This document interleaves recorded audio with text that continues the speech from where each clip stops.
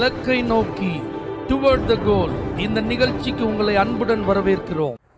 Praise the Lord. ஆண்டவராகிய இயேசுவின் நாமத்தில் இந்த புதிய நாளிலே உங்கள் யாவரையும் அன்போடு நான் வாழ்த்துகிறேன். யாத்திராகமம் 14ஆம் அதிகாரம் 29ஆம் வசனம்.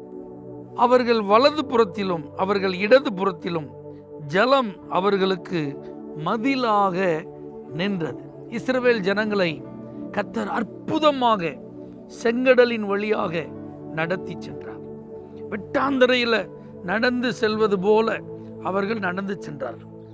அது ஒரு சந்தோஷமான நேரமா இல்லை, பதட்டமான நேரம், பயம் நிறைந்த ஒரு சூழ்நிலை. அடிமைத்தனத்திலிருந்து விடுதலை அடைந்த அந்த சந்தோஷம் கொஞ்ச நேரம் தான் இருந்தது போல இருந்தது. ஏன்னா பின்னாடி துரத்தி கொண்டு வந்த பார்வோனையும் அவனுடைய கூட்டத்தையும் பார்த்தபோது மெய்யாகவே அவர்கள் கலங்கி போனார்கள். அந்த நேரத்தில் அவசரமாக ஆண்டவர் அந்த செங்கடலிலே வழியை உண்டாக்கி கொடுத்த போது அவர்கள் வேகமாக கடந்து கரையேறினார்கள். அப்போதான் இந்த ஜலம் வலது புறத்திலும் இடது புறத்திலும் மதில் போல நின்றது. இது ஒரு வித்தியாசமான அனுபவம், இது ஒரு புதிய அனுபவம். எங்கேயாவது இப்படி நடந்திருக்கா அப்படிலாம் ஒரு நாள் அவங்க கேள்விப்பட்டதே இல்லை. ஆனால் இவர்கள் வாழ்வில் கர்த்தர் அதை செய்தார்.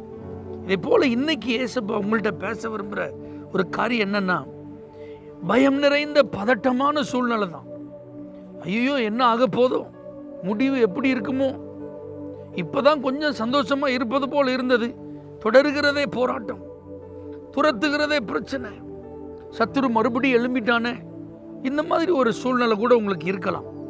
ஆனால் இன்று மதில் போல நின்ற அந்த ஜலம் எப்படி அவர்களுக்கு ஆச்சரியமா இருந்ததோ, அந்த வெட்டாந்தரையில் நடந்து சென்ற அனுபவம் எப்படி அவர்களுக்கு புதிதாக இருந்ததோ, இதற்கு முன்பு ஒருவரும் இதை போல கடந்து சென்றதாக கேள்விப்பட்டதே இல்லையே என்று அவர்களுடைய மனதில் எண்ணங்கள் ஓடிக்கொண்டிருந்ததோ, அதை போல உங்களுக்கு ஒரு புதிய வழியை கர்த்தர் வைத்திருக்கிறார்.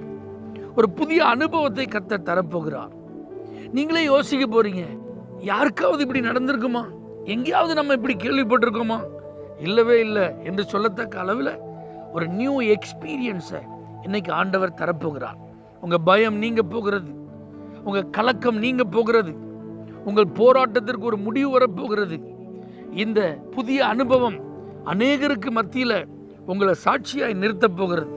இஸ்ரவேலருடைய வாழ்வில் நடந்த இந்த ஒரு சம்பவம் இன்றைக்கும் பேசப்படுகிறது போல உங்கள் வாழ்க்கையில் இன்று கர்த்தர் உங்களை காணச் செய்யும் அந்த அதிசயமான காட்சி, அந்த அற்புதமான அனுபவம் அநேக வருடங்கள் ஆனாலும் உங்களுடைய வாழ்வில் நடந்ததை குறித்து பேச வைக்க போகிறது.